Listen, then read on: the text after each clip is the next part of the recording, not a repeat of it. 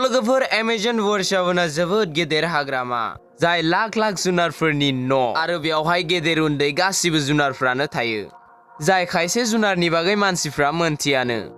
आरो आं बे दिनैनि भिडियोआव नोंथांमोननो एमेजन हाग्रामायाव मोननाय सबसे खतरनाक जुनारफोरनि बागै नोंथांमोननो फोरमायगोन जाय जुनारनिफ्रा नोंथांनि जिउखौबो फोजोबलांनो हागौ लोगोफोर नोंथांमोना बेनि बागै मोनथिनो थाखाय भिडियोखौ जोबजासिम नायब्लानो जाबाय द कमन वेम्पायर बेट बे जुनारखौ नोंथाङा मेक्सिक'नि अनगायै साउथ आरो सेन्ट्रेल आमेरिकायावबो नुनो मोनगोन जायखौ जोङो बादामालिफोर बादि नुनो मोनो आरो बेयो खोमसि जायगाफ्राव थायो जेरै गिदिर गुफा दंफांनि खंख्ला आरो लांदां बिल्डिं कमन वेम्पायर बेटआ मासे अक्टरनेल जिब जाय हरनि खोमसि समाव थै नागिरनानै थाङो आरो बेनो जाबाय बेनि खास आदार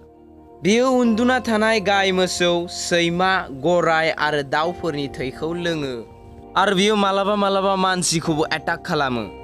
वेम्पायर बेट बेयो जायनि थैखौ सोबो बेयो बेनाव 30 मिनिटसिम बेनि थैखौ सोबबाय थागोन आरो बेयो खनसेयाव बैखिना थैखौल' सोबो जाय थै सोबनायजों थै सोबजाग्राया जेबो खहा जानो हाया बेयो थै सोबनायनि थाखाय जेबो गिनो गोनां गैया नाथाय बेनि हाथाइनि थाखाय जों बेखौ गिनो गोनां जोबोद डेन्जार आरो जाय जायगायाव नोंखौ बियो अरो बे जायगाया सेवख्ल'लाङोबा दागि जानानै थालाङो आरो बियो गोबां गोथौसिमहालागै अरस्थाबनानै लायो ताकि गोबां थै सोबनो हायो आरो थै गनाया बांनो हमो बेनि हाथाया गंसे रुवानिख्रुइबो खम नङा वेम्पायर बेटआ ओरैबादि रेजें आरो गुरै जायो जाय बोरमाफोरनि सायाव गाखोनाब्लाबो बोरमाया फात्ताखौनो मोना आरो बे जिबिया अरनाय लोगो लोगो मानसि बा जुनारफोरनाव रेबिस बेमार सोमजियो जायजों गोबां जुनारफ्रानो गिथावना गावनि जिउखौ फोजोबना लानो गोनां जायो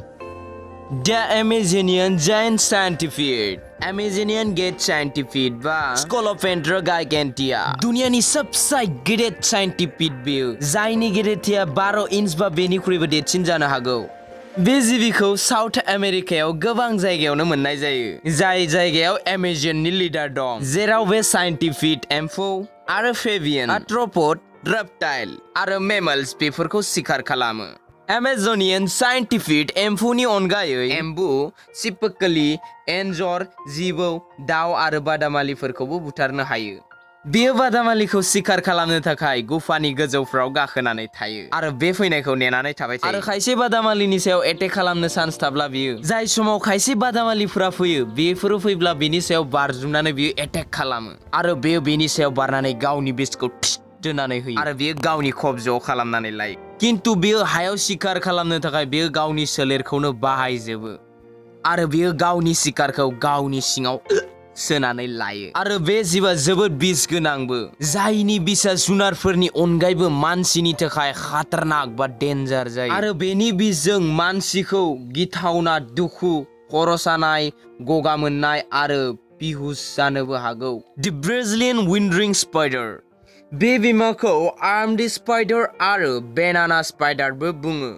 जाय जिनास फर्निउट्रियासजों बिलं खालामो जाय ग्रीकनि ओंथियाव दायनिगिरि जायो मानोना बेयो जोंनि बुहुमाव मोननाय मासे बिस गोनां बेमा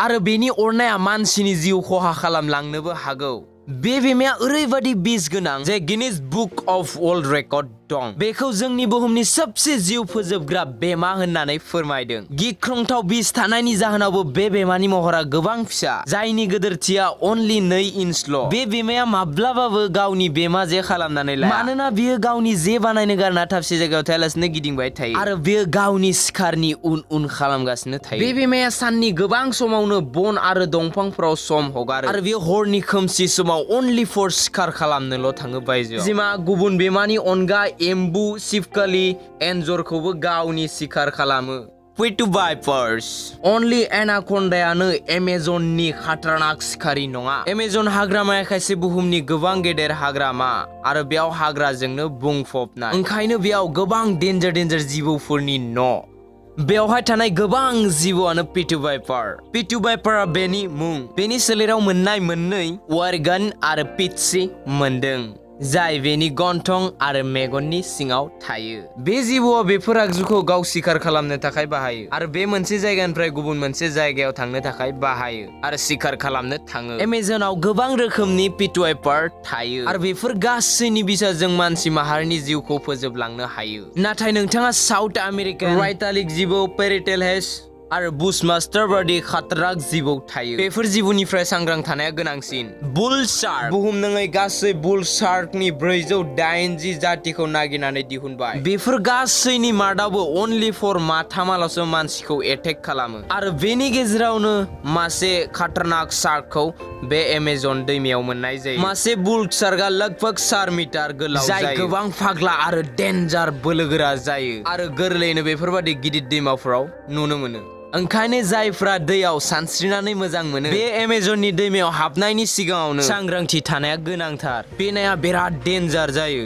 आरो मानसिखौ बेनि थाखायनो एटेक खालामो जे मानोना नों जाय साफा दैयाव दुगैनो लुबैयो बेनो जाबाय बेनि न'। जानो हागौ बेनो बेनि जाहोना जेराव रिङाब्लासिनो फैनाय आलासिफोरखौ हामला खालामो। बुलशार्कनि बांसिन ना, दाउ, डलफिन, फिसा जुनारफोर आरो मानसिनि शिकार खालामो। ओंखायनो बेयाव सानस्रिनाया नोंथांनि थाखाय गिख्रंथाव जानो हागौ। लोगोफोर, बेनो जादोंमोन एमेजन हाग्रामायाव मोननाय 5 रोखोमनि सबसे खातरनाक जुनारफोर। नोंथाङा बे भिडिअखौ बोरै नांदों कमेन्ट खालामनो दाबावखा। आरो नोंथाङा जुदि बे भिडिअखौ नायनानै मोजां नांदोंब्ला भिडिअखौ लाइक खालाम आरो चेनेलखौ साबस्क्राइब खालामना बेल आइकनखौ थुनानै लानो दाबावखा। मानो होननानै बुंब्ला आं जेब्ला गोदान भिडिअखौ नोंथांनो नटिफिकेसन होना नोंथाङा गोदान भिडिअखौ नायग्रोनो हागोन। थ' लोगोफोर, खुसियै था, मिनिबाय था, अराय सम गोजोनै था।